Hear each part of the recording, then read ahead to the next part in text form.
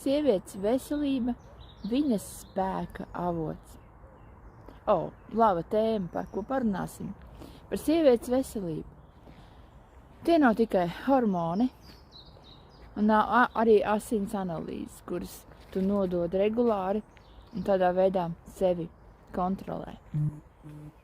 Ko vajadzētu padzert, ko vajadzētu nepadzert, cik varu vajadzētu nomest un kurā brīdī paņemt atvaļinājumu. Tas nav tikai svars vai izskats. Sievietes veselība ir viņas enerģija. Pat sieviete ar lieko svaru var būt enerģiska savā ziņā, bet ne pastāvīgi. Tas ir viņas maigums, viņas spēja mīlēt. Kad sieviete ir izdegusi, cieši visa ģimene. Kad es biju kādu brīdi izdegusi, es nespēju parūpēties par savu ģimeni, jo patiesībā tā jau arī ir. Sievietes balsta savu ģimeni. Viņas ir ģimenes balsts galvenais.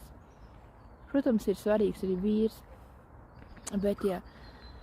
bet ja sieviete nes visu to ģimenes pavardu un nastu un visu, tad ir svarīgi viņai sevi stiprināt ikdienas. Un tāpēc es saku, ka sieviete ir mierīga, ka viņa ir laimīga, mājās iestājas labs līdzsvars.